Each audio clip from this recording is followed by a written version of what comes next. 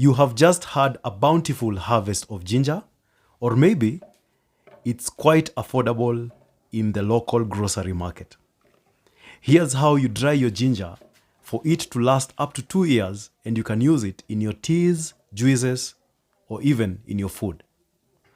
You begin by breaking up your ginger while shaking off the excess soil.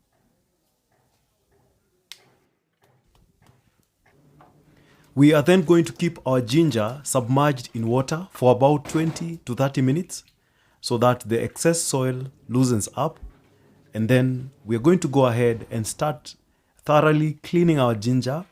You can use a clean brush or you can use your kitchen scrubber for this process, ensuring that every part of the ginger is free from dirt. Remember, you can also decide to peel the ginger so that you don't have the skin in the final process.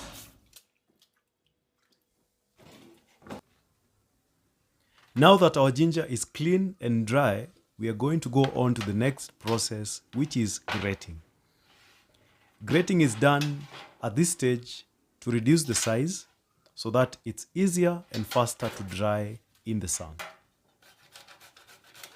Again, if you need to peel your ginger, feel free to peel and discard the peel. But in my case, I'm just going to grate the whole ginger and include the peel in my final dried spice.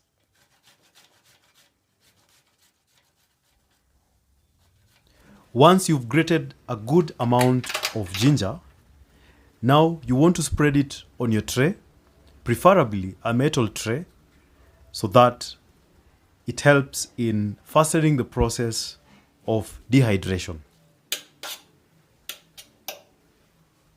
And once you've done that, now you want to place it in direct sunlight, and from time to time, you also need to be turning your ginger so that it dries evenly and wholesomely. The drying time will take anywhere between 1 or 2 days, depending on the strength of the sunshine in your area. When it's fully dry, you'll just notice it has turned to powder and it's very crispy. The next step is to package your dried ginger into an airtight dry container, and then you're going to proceed and store this container in a cool, dark place.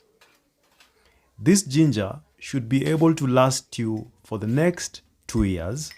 You can use it in your tea, you can use it in your juices, or you can use it in food for cooking or even for garnishing. In this next video, we're going to make some ginger tea.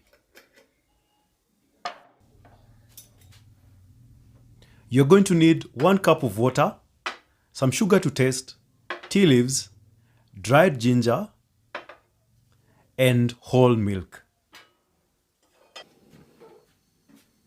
Bring your stove to heat and add the 1 cup of water. This is cold water.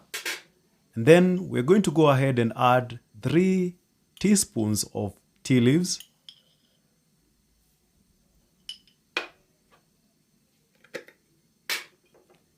We're going to add 1.5 teaspoons of dried ginger.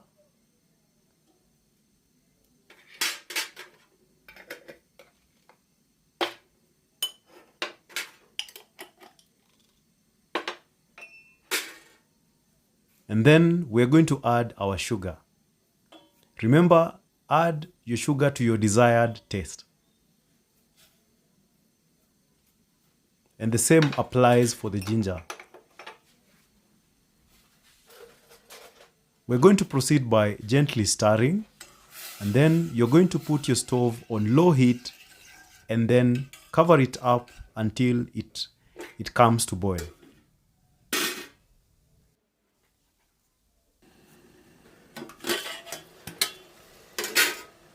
We are now going to add 2 cups of whole milk.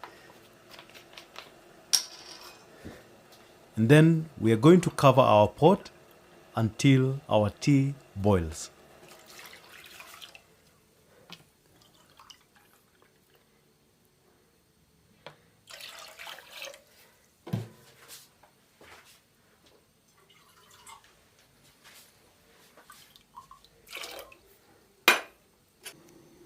You will know your tea is ready when it rises to the top. And even so, you can let your tea simmer for about 5 minutes for a richer flavor.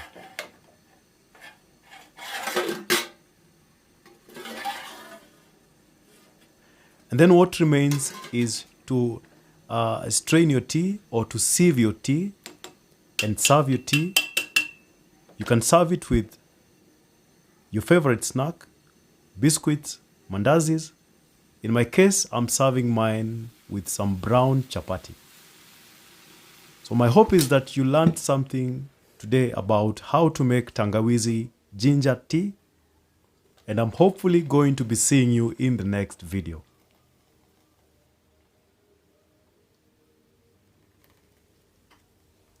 Remember to subscribe to my channel if you haven't done so, and always return to my channel every week to see a new informative video. Thanks for the support, and I'm going to be seeing you in the next one. For now, bye bye.